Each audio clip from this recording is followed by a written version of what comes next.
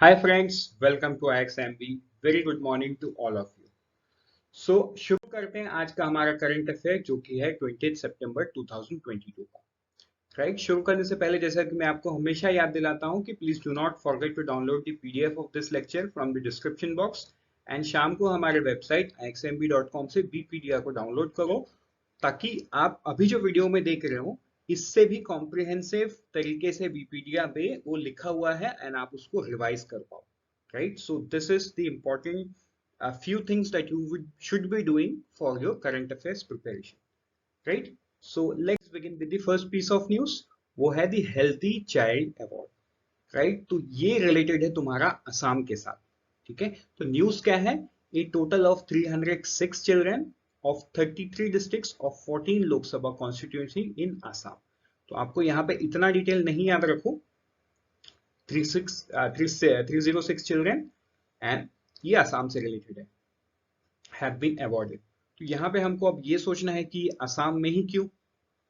तो at state level, the Healthy Child Award was given away to 10 children on 1st September 2022 on the inauguration function of 5th Rashtriya Poshan Ma by the Chief Minister of Assam and Minister for Women and Child Development.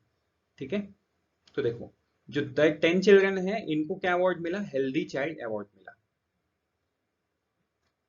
अब आगे बढ़ते हैं, समझते हैं कि ये award क्यों मिला लोगों को। Malnutrition among under 5 is an important concern for all over India. तो ये इनिशिएटिव को दूर करने के लिए क्या लॉन्च किया गया है? Malnutrition free Assam. ठीक है, तो इसमें 20 healthy child from anganwadi centres were to be awarded as healthy child prize at the level of Lok Sabha constituency. ठीक है, तो अलग अलग जगह पे ये अवार्ड दिया जाएगा, अलग अलग लोकसभा कॉन्स्टिट्यूएंसी में। हम अगर ऑब्जेक्टिव की बात करें तो ये है आपका objective, to identify healthy children in age group of 6 months to 3 years and 3 to 5 years to generate awareness and conduct campaign for the growth and measurement. Right, तो आई होप ये आपको क्लियर हो गया है। रिलेटेड किससे है? पोषण अभियान से रिलेटेड है। ठीक है, राष्ट्रीय पोषण माह जो चल रहा है उसके अंडर पे ये अवार्ड दिया गया है। सो आगे बढ़ते हैं हमारे नेक्स्ट न्यूज पे, वो है 9th session of governing body. तो देखो ये जो 9th session of governing body है इसको किसने इनॉग्रेट किया? नरेंद्र सिंह तोमर ने इनॉग्रेट किया है।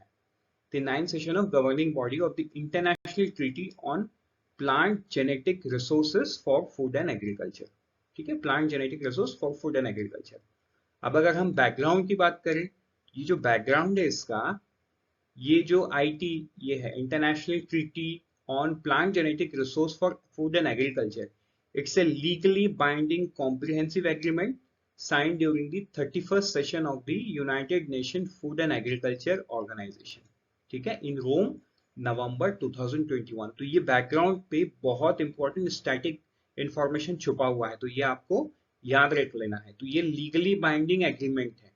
ये कब हुआ है? 31st सेशन, जो कि रोम में नवंबर 2001 में साइन किया गया है, विच टुक इफेक्ट ऑफ 29 जून 2004। 2004 से इफेक्ट है and currently 149 contracting parties including India.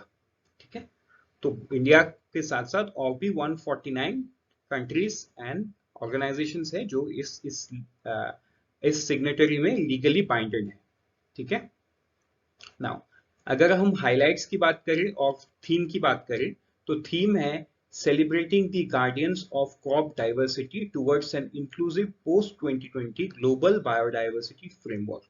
तो देखो ये थीम भी, अब इतना लंबा थीम आपको तो याद नहीं रह सकता, मतलब ये दिस इज ऑब्वियस कि इतना लंबा थीम हमको इतने सारे इंफॉर्मेशन में याद नहीं रहेगा, बट हाँ आपको ऑप्शन देख के याद आ जाए, आप अपने हिसाब से उस तरीके का ट्रिक बना लो। जैसे आपने सेलिब्रेटिंग दी गार्डियन याद रख लो या क्रॉप डाइवर्सिटी। ठीक है, तो मतलब आपको याद तो रखना है। ऑप्शन आपको पूछ सकता है कि what is the theme of 9th session of governing body, ये आ सकता है ना। आपको ये पूछ सकता है कि जो कौन से मिनिस्टर्स इसमें इन्वॉल्व है, तो मिनिस्ट्री ऑफ एग्रीकल्चर। इसके बैकग्राउंड के बारे में पूछ सकते हैं। International treaty on plant genetics, इसका फुल फॉर्म आपसे पूछ सकते हैं। तो ये सारा इंफॉर्मेशन आपको याद कर लेना है। नेक्स्ट बढ़ते हैं हमारे नेक्स्ट न्यूज पे, वो है इंटरनेशनल विजिट इजिप्ट। ठीक है, तो ये क्या है? सो देखो ये जो न्यूज है, रक्षा मंत्री Shri Rajnath Singh called on president of Egypt mister Abdel फत अल ससी इन कैरियो ऑन सितंबर 19 2020। तो देखो इस न्यूज पे हमको ये ध्यान देना है कि राजनाथ सिंह जो हमारे डिफेंस मिनिस्टर है, इनका विजिट रिसेंट टाइम्स में इजिप्ट में हुआ है, राइट। तो अभी कोई आउटकम आया नहीं है, जैसे आउटकम आता है we will bring out to you. लेकिन यहाँ पे जो डिस्कशन है वो joint training, defence co production, मतलब कोई इक्विपमेंट को दोनों कंट्री मिलकर प्रोड्यूस करना, जैसे ब्रह्मोस इंडिया एंड रशिया का प्रोडक्ट है, ठीक है, मेंटेनेंस ऑफ इक्विपमेंट एक्सेट्रा, ये सारा चीज डिस्कस किया गया। यहाँ पे आप ये नोट करो कि प्रेसिडेंट ऑफ इजिप्ट का नाम क्या है, प्रेसिडेंट एल सीसी। और इजिप्ट से रिलेटेड एक बहुत ही इंपॉर्टेंट न्यूज है कि सीओपी 27 जो कि नवंबर 2022 में होना है, वो कहां पे होगा, वो इजिप्ट में होगा। तो आप मुझे कमेंट सेक्शन में बताओ सीओपी 26 कौन से कंट्री में हुआ था, ठीक है, जिसको प्राइम मिनिस्टर नरेंद्र मोदी ने अटेंड किया था। एंड वहां पे कुछ हमने ये भी दिया, मतलब डिक्लेरेशन भी दिया कि हमको क्या क्या अचीव करना है बाय 2030 बाय 2070। तो वो सारा तो आपको पता ही होगा। तो आप मुझे कमेंट सेक्शन में बताओ सीओपी 26 कौन से देश में हुआ, एंड सीओपी 27 तो कहां पे होगा, इजिप्ट में होगा। आगे बढ़ते हैं हमारे कुछ नेक्स्ट वन लाइनर्स पे। आज के दिन में न्यूज कम है, तो वन लाइनर पे सबसे पहला न्यूज देखेंगे हम, वर्ल्ड रेसलिंग चैंपियनशिप। तो देखो ये जो रेसलिंग चैंपियनशिप है, इसको जीता किसने इंडिया की तरफ से, ये विघ्नेश फोगट एंड बजरंग पुनिया, ये दोनों एथलीट ने ब्रोंज मेडल जीता। कहाँ पे हुआ था ये, बेलग्रेड में हुआ। आप मुझे कमेंट सेक्शन में बताओ ये बेलग्रेड कौन से देश में लोकेटेड है।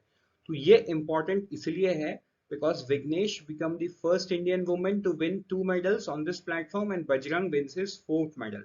ये दोनों का यूनिक चीज आपके साथ है, राइट। तो आपको यहाँ पे एथलीट का नाम, ये सिटी का नाम एंड कौन से देश पे हुआ है, आपको ये सारा चीज याद रखना है। तो कौन से देश पे हुआ है ये आप मुझे कमेंट सेक्शन में बताओ, क्योंकि ये आपके स्टैटिक के लिए इंपॉर्टेंट है कि बेलग्रेड कौन से देश का एक शहर है।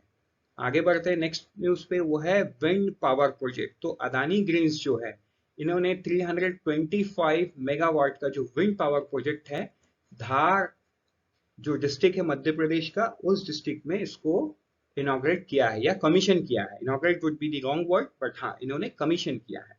तो ये कमीशन करने के बाद अभी ऑपरेशनल कैपेसिटी कितना बन जाता है, 6.1 गीगावाट का, ठीक है, wind power. Then India rating outlook. तो इंडिया रेटिंग क्या है, एक यूनिट ऑफ फिच है, जो ग्लोबल रेटिंग एजेंसी है फिच, उसी का एक कंसर्न कंपनी है। Set stable outlook for the bank for financial year 23 indicates that their waning legacy asset issue, strengthening balance sheet, manageable COVID-19 impact and expectation of improved profitability across banking sector। तो जो rating है उन्होंने stable rating दिया है, and उन्होंने reason क्या दिया है कि एसेट क्वालिटी अच्छा है, बैलेंस शीट में स्ट्रेंथ है, कोविड-19 के इम्पैक्ट को उन्होंने बैंक्स ने मैनेज किया है, एंड प्रॉफिटेबिलिटी बैंकिंग सेक्टर में आने वाले दिन में बढ़ेगा। तो ये सारा चीज को देखते हुए उन्होंने बैंकिंग का जो आउटलुक है वो आउटलुक को स्टेबल बताया। और उन्होंने credit growth for the financial year 23, मतलब जो फाइनेंशियल ईयर चल रहा है उसमें बताया उन्होंने पहले उन्होंने 10% बताया था, आज के दिन में उन्होंने 13% बताया, मतलब ग्रोथ और भी होगा क्रेडिट ग्रोथ में। आगे चलते हैं हमारे नेक्स्ट न्यूज पे, वो है लिक्विडिटी डेटा बाय आरबीआई। तो ये एज एन इंफॉर्मेशन है, इस पे इंफॉर्मेशन में ऐसा है कि जो सरप्लस लिक्विडिटी बैंकिंग सिस्टम के पास रहता है वो अभी कम हुआ है, राइट। तो वो कम होने का दो वजह है, एक तो है sharp pickup in credit growth, मतलब लोग ज्यादा लोन ले रहे हैं, ठीक। अब ये लोन कई तरीके का हो सकता है, पर्सनल हो सकता है, होम हो सकता है, इंडस्ट्रियल लोन, कॉर्पोरेट लोन, है ना। तो उस पे हम नहीं जाते। क्रेडिट ग्रोथ से सीधा सीधा मतलब यही है कि हर सेक्टर्स पे लोन की ग्रोथ होना। तो लोन अगर बैंक ज्यादा लोन दे रही है तो इट्स एज सिंपल कि बैंक के पास पैसा कम होगा, तो जो सरप्लस लिक्विडिटी है वो कम है बैंक के पास, ठीक है। और दूसरा रीजन ये भी है कि देखो अभी रिसेंट टाइम्स में जो एडवांस टैक्स पेमेंट है ये बैंक वालों ने लोगों के अकाउंट में ट्रांसफर कर रहे हैं, तो जो सरप्लस अमाउंट उनके पास पड़ा हुआ था वो भी कम कम होगा, ठीक है। आपने शायद लास्ट वीक के करंट अफेयर से आपको याद होगा, जहां पे इनकम टैक्स ने जो अमाउंट है वो सबको ट्रांसफर कर रहे हैं, ठीक है। सो आगे बढ़ते हैं हमारे नेक्स्ट कुछ वन लाइनर्स पे, वो है इंडिया न्यूजीलैंड।